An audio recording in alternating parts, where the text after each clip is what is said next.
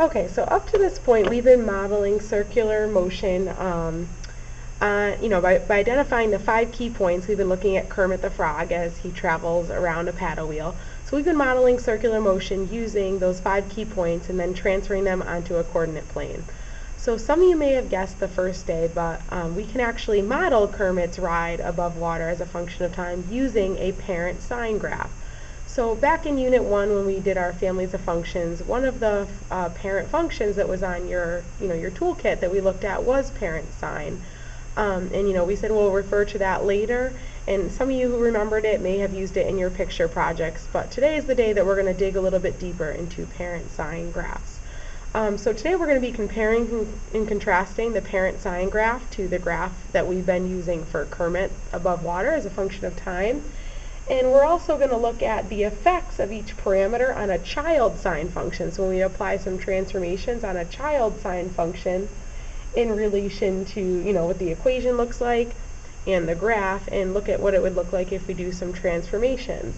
And then finally, we're going to talk about how you can calculate frequency, which is a specific parameter for a sine function.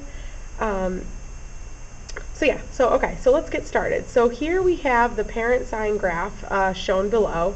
The equation for it is f of theta equals sine of theta. So really, theta we're just going to use to represent angle measures in degrees. Later in this unit, we're going to be talking about degrees and radians. So for now, to recognize that we're talking about degrees, we're going to use theta. And then our y-axis is just the output when we evaluate sine of theta. So let's look at those 5 key points for our parent function for sine. So if you were to take at 0 degrees, if you were to evaluate sine of 0, your output would be 0. And if you don't believe me, you can just go on to your calculator, make sure you're in degree mode, which is, make sure degree is highlighted. If I were to evaluate sine of 0, I would get 0. So that's where 0, 0 comes from in the parent sine function. Our next key point, if we were to evaluate sine of 90 degrees, is 1. So that's why up here we have 90, 1. And then if we evaluate sine of 180 degrees, we get 0 again. So you can see that right here, 180, 0. And then sine of 270 degrees is -1, and sine of 360 degrees is 0 again. So those are where the 5 key points come from for our parent sine function. These points are going to be really important to remember and recognize so that when we do some transformations, we know what were the key points that we started with. And then just to refresh our memories for Kermit, we've talked about that now our x-axis is time in seconds, and our y-axis is Kermit's height in meters. So let's go through and identify the 5 key points that we've been using for Kermit's path around the paddle wheel. So we have at 0 seconds when he was picked up, we're at 0 meters above the water. At 7 seconds into his ride, he reached a maximum height of 1 meter above water. At 14 seconds into a ride, he's back at the water level at 0 meters above water. At 21 seconds into the ride, he is 1 meter below the water. So we represent distance below the water with negative numbers, so -1, and then he's back to where he started 28 seconds into his ride at 0. So these are the 5 key points that we have identified already that, to model Kermit's circular motion around the graph. So what we're going to do is actually compare and contrast the parent function's graph to that of Kermit's trip on the paddle wheel. Alright, so let's start by looking at our x and y axes. So if you were to recognize here that, notice that for the parent sine function, our x-axis is measured in degrees, where for Kermit, our x-axis is time in seconds. So that's one contrast or difference to recognize, that the x-axes are different units.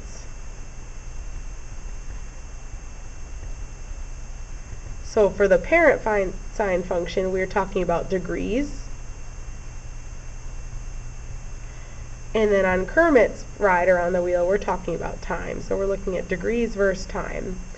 Something else to recognize is that one revolution, one full rotation through the graphs are different. So for the parent sine function, it was 360 degrees. For Kermit's ride, it was 28 seconds. So let's just say that one revolution is a different length.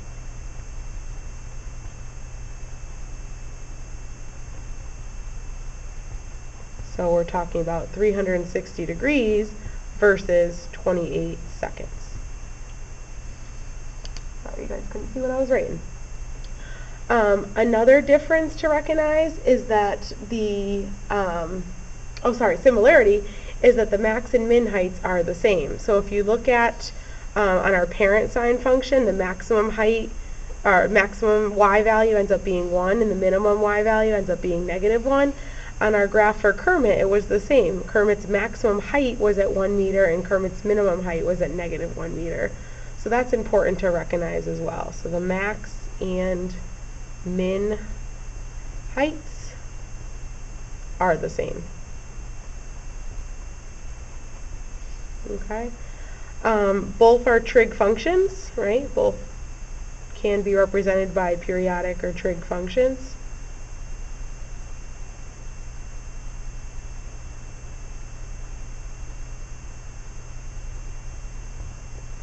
And then finally, our last similarity is that both are half above and half below the x-axis.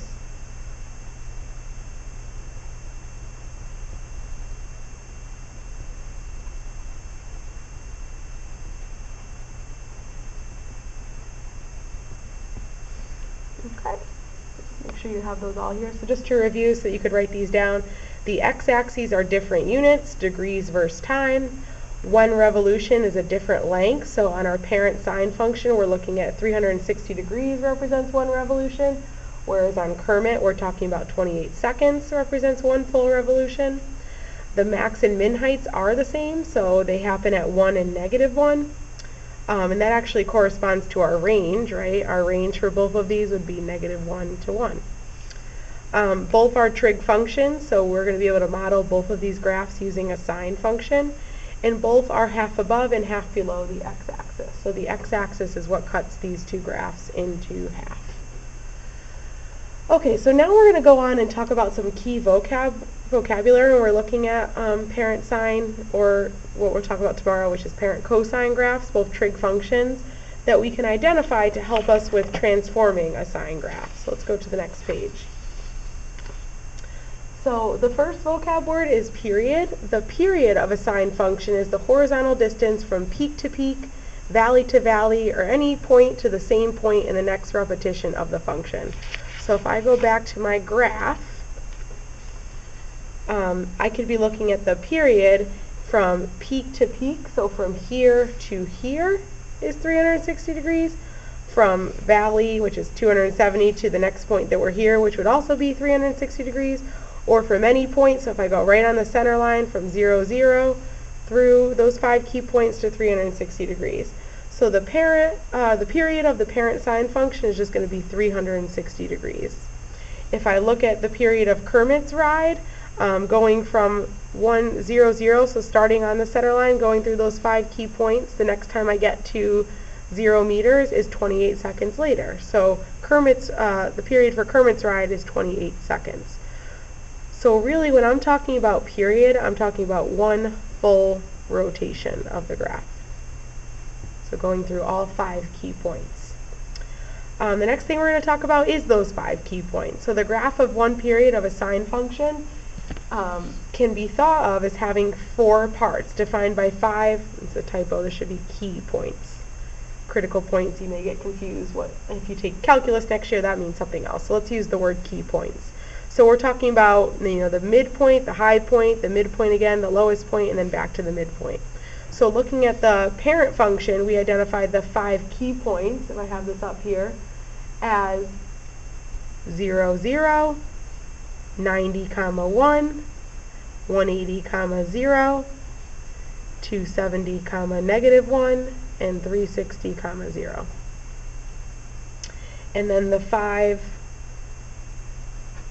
key points for Kermit, we've already identified for these past couple days, are just going to be 0, 0 as well, 7, 1,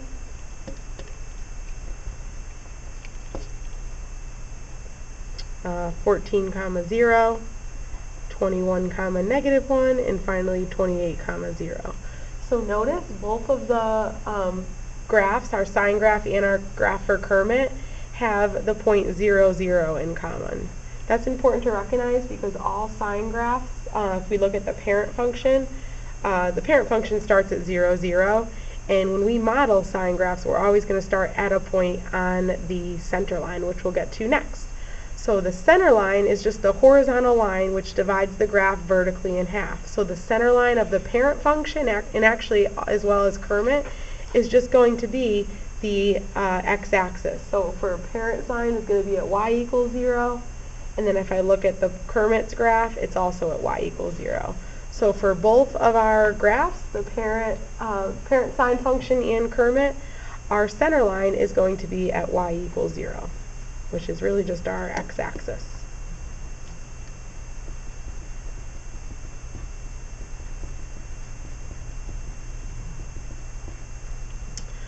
Okay, next is the amplitude of a sine function is the vertical distance from the center line to a relative extreme. So what that means, if I look back at one of my graphs here, the vertical distance from the center line. So here's the center line, and then relative extreme is just talking about either the relative maximum, which in this case is at 1, or the relative minimum, which in this case is at -1. So either way you look at it, from the center line up to that maximum point is a distance of 1 unit. From the center line down to our minimum point is a distance of 1 unit as well. And then if we look at Kermit, the same occurs. From our center line up to Kermit's maximum height is 1 meter. From the center line down to Kermit's minimum height is also a distance of 1 meter. So for both of our graphs in this case, our amplitude is going to be 1. So taking all those key vocabs together, we can look at the equation of a sine function, and it has 4 parameters. So be careful, parameters are not variables. A parameter is just a quantity that changes depending on the circumstance in relation to the variables. So our independent variable is theta, and our dependent variable is g of theta, but our parameters a, b, c, and d are just quantities that are going to change depending on the circumstance. So for our parent function, for parent sine, we said that f of theta just equals sine of theta. So if we were to work backwards, really that came from, in terms of our generic equation here, f of theta would just be 1 times sine times 1 times theta minus 0 plus 0. And simplifying that, we would get f of theta equals sine of theta. So for our parent sine function, our a value is 1, our b value is 1, our c value is 0, and our d value is 0. Now, some of these parameters we've talked about before. We've talked about A, C, and D in our unit on transformations. So they all control some aspect of the graph. So let's go through and explain what each of those mean, just to refresh our memories, and then talk about our B value, which may be new for some of you. So our A value, you guys should remember, is the vertical stretch or shrink. That's our distortion. When we're dealing with parent sine functions, we call that the amplitude. Our B value, which we'll dig a little deeper in a second, but just for our notes for here, that's our horizontal stretch or shrink. So instead of distorting the graph vertically, we're now going to talk about distorting the graph horizontally as well. And in terms of a periodic function, in this case specific parent function, sine function, we call that the frequency. Our C value, you should remember, is a, not vertical, oh boy, horizontal shift left or right.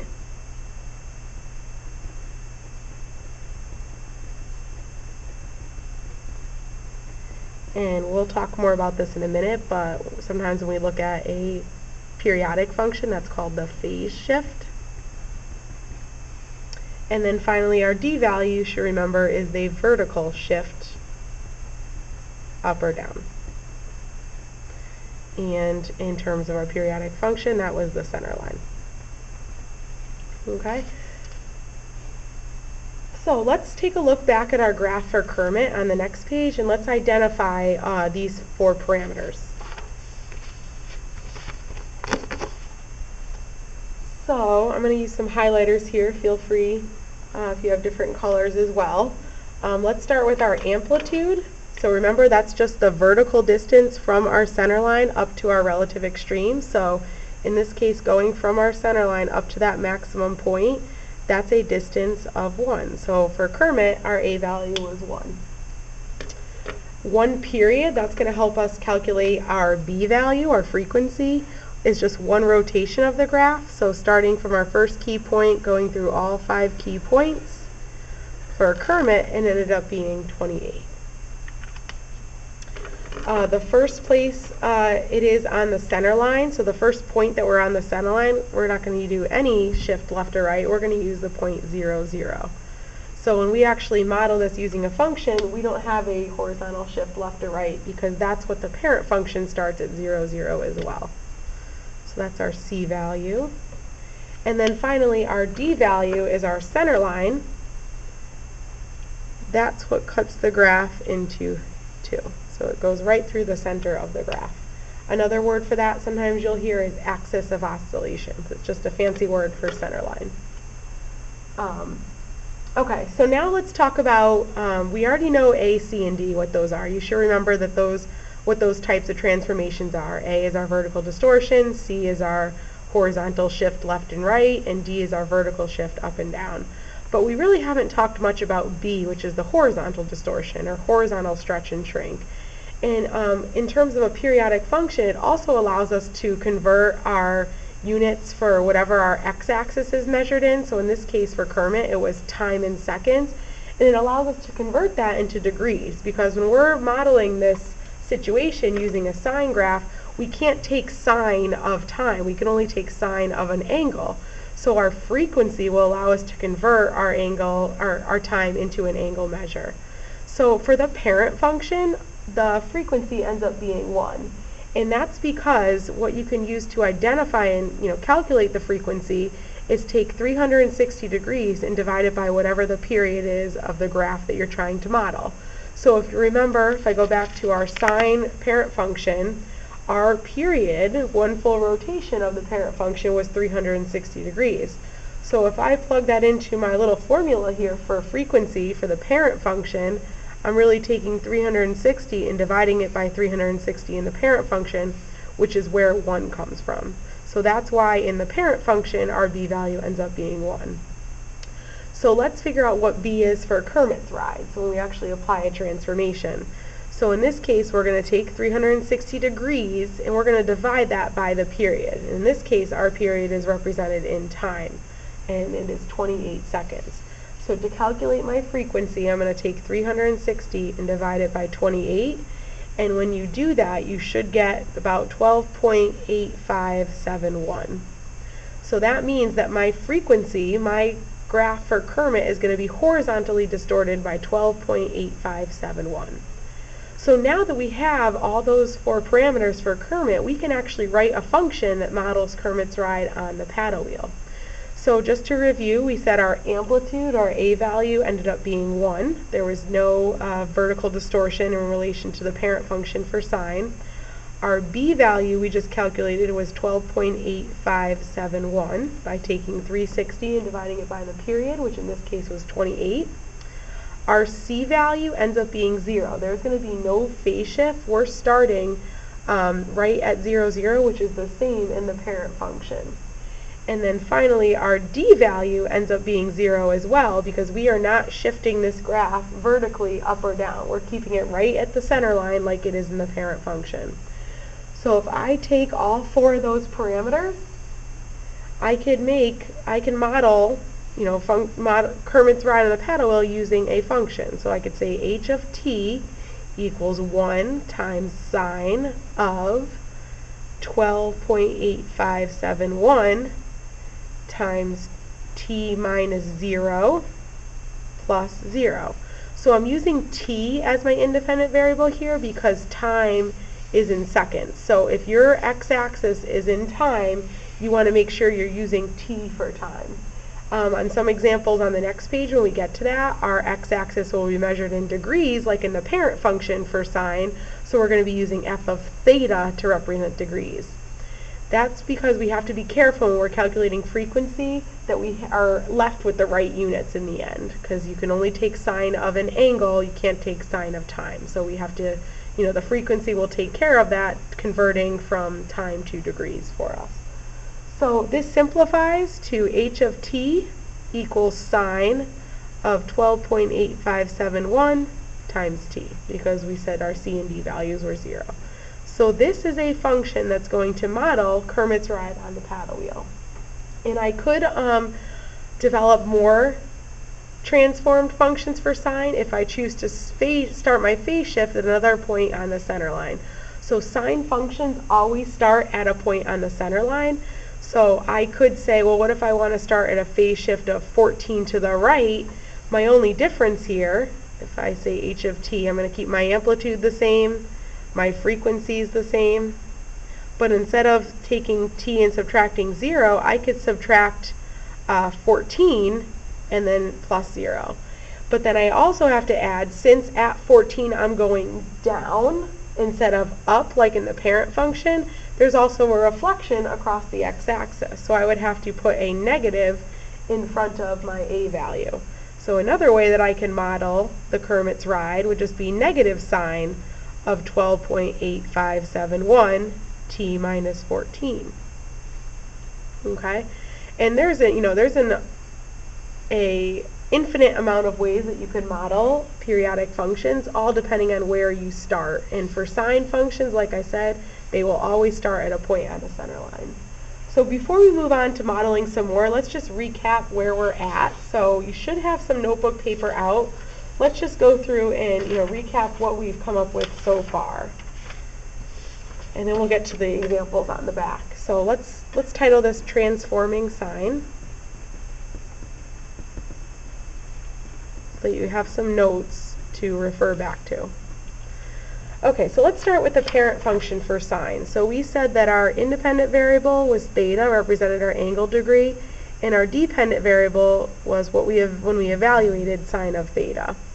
Our radius in the parent function was just 1 unit, and 1 full rotation, or our period, ended up being 360 degrees.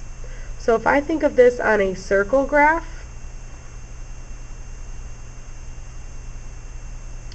I have my 5 key points. 0 degrees, sine of 0 was 0.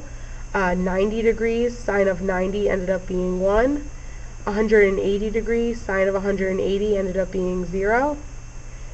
270 degrees, sine of 270 is negative 1. And then finally back to where we started, 1 full rotation later, sine of 360 degrees ended up being 0. So I can go ahead and look at that on a coordinate plane by just labeling those 5 key points that I came up with on my circle graph. So here my x-axis is measured in degrees, so I'm going to use theta, and my y-axis is just sine of theta. So when I actually write a function to represent my parent function, I'm going to be using theta as my independent variable. So I have 0, 0, 90, 1, 180, 0, 270, negative 1, and back to the center line at 360, 0. And really I can continue this pattern, keep going every 360 degrees. The process, the pattern will just keep repeating itself. So you can definitely see our center line happens at 0, 0. 1 full rotation is 360 degrees. So here my A value, my amplitude is just 1. My B value ends up being 1 as well, because we know that we do 360 divided by the period. 360 divided by 360 is just going to be 1. Our phase shift, since we're starting right at 0, 0, ends up being 0. And our center line is at 0, so our vertical shift is at 0. So this ends up just being f of theta equals sine of theta. So then we looked at a transformation of that, looking at Kermit's height as a function of time. So we used t for time, and we looked at his corresponding height. So our radius was still 1 unit. in one full rotation ended up being 28 seconds. So we looked at our circle graph, 0, 0, so the time of 0 seconds, Kermit was 0 meters above water. 7 seconds later, he was 1 meter above the water. 14 seconds later, he was back at the water line. 21 seconds later, he was 1 meter below the water, which is -1. And then back to where he started, 28 seconds later, he was back at the water line. So this is really a transformed sine function, if we were to take these 5 key points and put them on a coordinate plane. Now, our x-axis is measured in time, and our y-axis is just our height in terms of time. So for Kermit, we were at 0, 0, 7, 1, 14, 0, 21, -1, and 28, 0.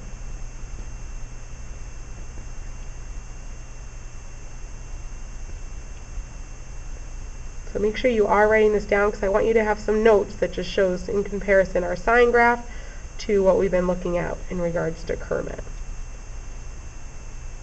And we can, depending on how long Kermit is on the wheel, we can continue this pattern and keep showing every 28 seconds it will just repeat itself. So if we look at in terms of our transformations, our d value, which is usually the easiest to start with, your center line, ends up being 0 again. So we could see the center of this graph is at 0. Our a value is still 1. Right, from the center line up to the maximum point, we're at 1. Our period, which is going to help us identify our frequency, is 28. So we talked about on our classwork that the frequency ended up being 12.8571. And our, let's see, our C value ended up being 0 for depending on what point we started. So we said that now, since our x-axis is in time, we need to make sure we model in terms of time. H of t ended up being sine of 12.8571, t. And we also talked about that we can model, starting at 14 as long as we put a reflection. And maybe let's do one more. So maybe if we decided to make our phase shift 28 to the right, if we change this to 28, that would make our function h of t would be sine of 12.8571 times t minus 28, because we're starting 28 seconds to the right versus at 0, 0, which is what it is in the parent function. And because we're starting at a point where we're going up after that point, our a value is positive. The only time we need to make our a value negative is we're starting at a point going down. So here's just another way that you can model that function, or that graph for Kermit's ride around the wheel. So let's just generalize now. So in terms of any parameter, we could just say f of, I'm going to say theta or t, or sometimes you have x. That just depends on what your horizontal axis is labeled. We could have a, let me use some colors here. Put my colors. We can have a plus or minus in front of our a value, so we'll put a plus or minus, and then we can have an a value, which I'll use orange for, times sine of, next comes our b value, which is our frequency, times, again, it depends on what your independent variable is measured in, usually theta or t for time, or just x, minus our c value, which I'll do in blue. That's just our our horizontal shift left or right, and then plus our d value, which is our vertical shift up or down. So we have 4 parameters that we can identify here. So if I were to make a graph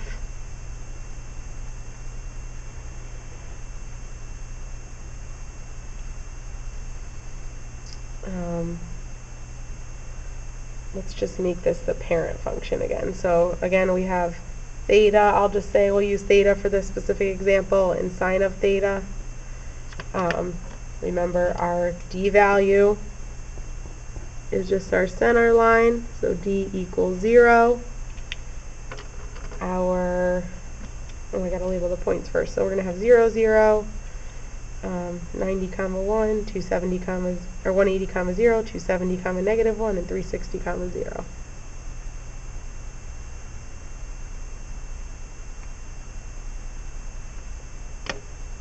So let me highlight the period, which is 1 full rotation.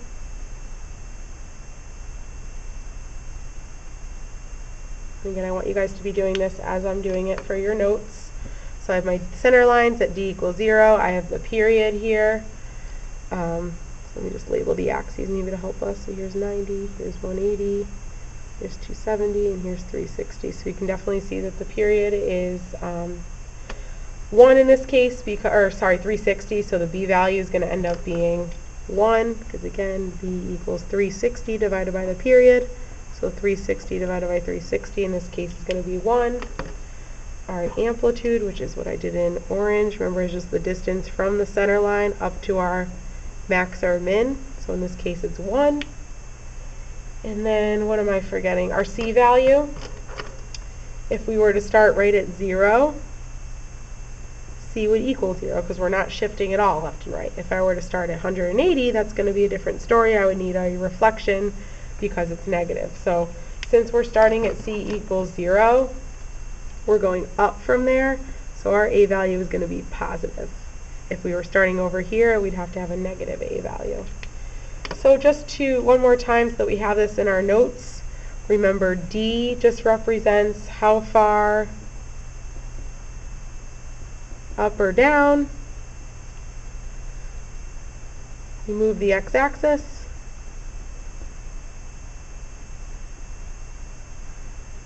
Oh, sorry, how far up or down the center line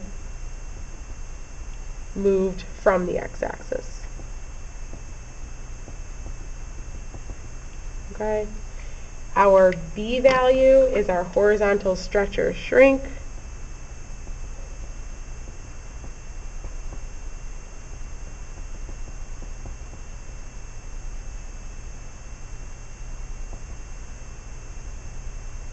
Okay, so to get that, remember you just take 360 and divide it by the period. And the period is just the time for one revolution. The plus or minus is going to be a reflection over the x-axis, so that's a vertical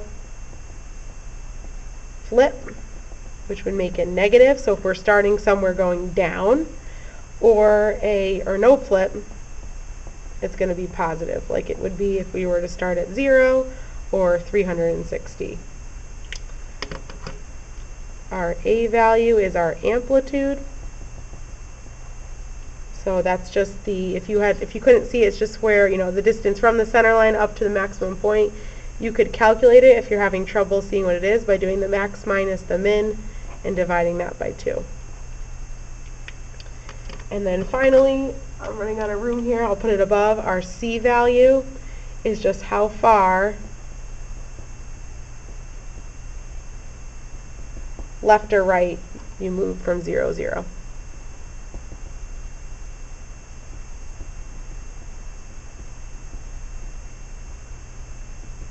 So because in the parent function we start at 0, 0, we're just talking about how far left or right we move from 0, 0. If we go to the right in our function, we'd be subtracting c. If we go to the left in our function, we'd be adding that particular value.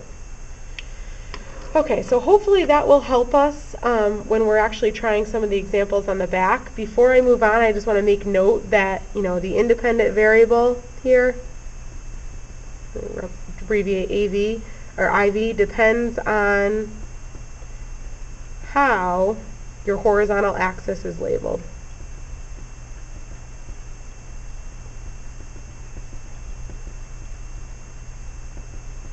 Okay? So now let's go back to our classwork, and you can use these notes to help you. And let's see if we can model and write an equation for these graphs below using a sine function. So if we look at the first one here, we could definitely, it's helpful to start by identifying the center line. So I'm going to recognize that my center line ends up happening at y equals 1. And if you have trouble seeing that, notice the max is at 3 and the min is at negative 1. So halfway between that, our center line is going to be at y equals 1. So that's going to be our D value.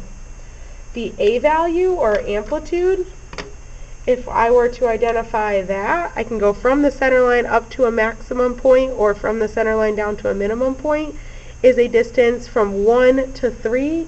Our A value is going to be 2 in this case. If I were to highlight one full period, let's see, I can use color here. We'll use green. Maybe from any point to that same point after going through 5 critical points. So if I were to highlight from here and go through my 5 critical points, that'll bring me back here. I could see that I started at the point -4, 1, and I ended at the point, let's see, it looks like 2, 1. So going from -4 to 2, I could see that my period is 6. So I'll write that over here. Period equals 6. So when I'm calculating my B value, or my frequency, I'm going to take 360 and divide by 6, and I'll get 60 for my B value. So I have my A value, I have my B value, I have my D value, and my C value just depends on where I decide to start. So let's say I decide to start at -4, 1. That would be a shift 4 to the left on the graph. So if I were to model this using function notation f of t, so notice because my x-axis is time in seconds, I'm using t as my independent variable. I started at a point where I'm going up just like I would in the parent function, so there's no reflection needed. My A value is 2, so I'm going to say positive 2 times the sine of my B value was 60 times, I'm going to subtract or add or subtract from t, so since I'm going 4 to the left, I'm going to say t plus 4, and then finally my vertical shift is up 1, so I need to add 1. So that's one way that I can model the graph. Again, there's an infinite amount of possibilities. Let me show you one more. Let's say, for example, I was going to start at -1, 1, and go through my 5 critical points. Everything would stay the same except for my phase shift. So in that case, since I started at a point on the center line going down, my A value is going to be negative. So it's going to be -2 times sine of 60. In this case, I'm going 1 to the left again, so it's going to be t plus 1 plus 1. So that's another way that you can model it. Again, maybe you decide to model it from this point, you're going to be going 2 to the right, so it would be positive 2 sine 60 t minus 2 plus 1. Okay? So the next one is very similar. If we look at the next graph, we have a center line at -4. So -4 is what cuts the graph into 2. So here y equals -4. That's going to be our D value. Our amplitude is A equals, for going from -4 up to 0, or -4 down to -8, that's a distance of 4 units, so our A value here is 4. If I were to highlight one full rotation of the graph, which is my period, let's say, for example, I start at 3, -4, and go through one full rotation of the graph. Going from 3 to 11, 11 minus 3 gives me 8, so I could see that the period equals 8. That's going to help me with calculating my B value by taking 360, dividing it by 8. I will get 45 for my frequency. So then in this case, because I chose to start at 3, -4, I need to make a reflection over my x-axis, so I need to put a negative in front of my A value. So in this case, it will be -4 times sine of 45 is my B value, times, again, my time is, my horizontal axis is in time, so I'm going to use t. I'm starting 3 to the right, so a phase shift of 3 to the right would be -3, and then I need to shift it down 4, so it would be -4. So that's one way I can model. I'll just do one more for practice. Let's say I wanted to start at 7 to the right, for example. Maybe if we wanted to start right here and go through 5 critical points. That's the point 7, -4. So again, everything stays the same except now I'm going up from my point on the center line, so it's a positive a value. 4 times sine of 45. I'm starting 7 to the right, so t minus 7 minus 4. Okay? And then finally, our last example, our angle measure is in degrees. So notice now instead of using t for time, we're using theta to represent degrees. So let's recognize that our center line is at 5.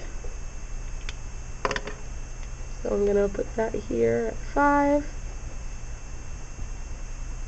Our amplitude, if we go from the center line up to our max or min, is a distance of 5 units as well.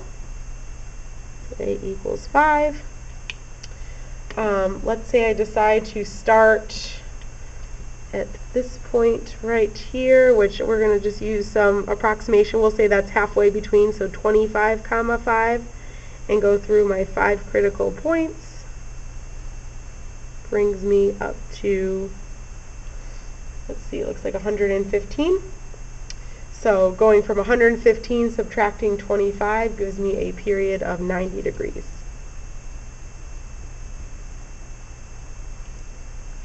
So calculating my b value, I'm going to take 360 degrees divided by 90, and I will get 4 for the b value. So if I decide to start at 25 degrees shifted to the right, I'm starting at a point going up, so my a value is going to be positive, so it's going to be positive 4 times the sine of my frequency I calculated was 4 times theta minus, in this case we're going 25 to the right, so minus 25 plus 5, because I'm shifting the graph up 5 units. My center line, which in the parent function was at 0, is now at positive 5. One more way, just to give you another option that I could have modeled this graph, maybe if I want to shift it 70 to the right, I'm at 70 comma 5. So notice I'm going down from that first key point, so my a value would have to be negative. So another way I can model f of theta would be negative 4 times the sine of 4 theta minus 70 plus 5.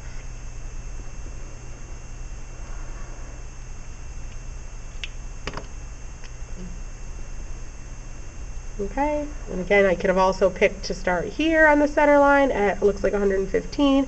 Could have started here at 160. The key point to take away is when you're modeling with sine, you always have to start with a point on the center line.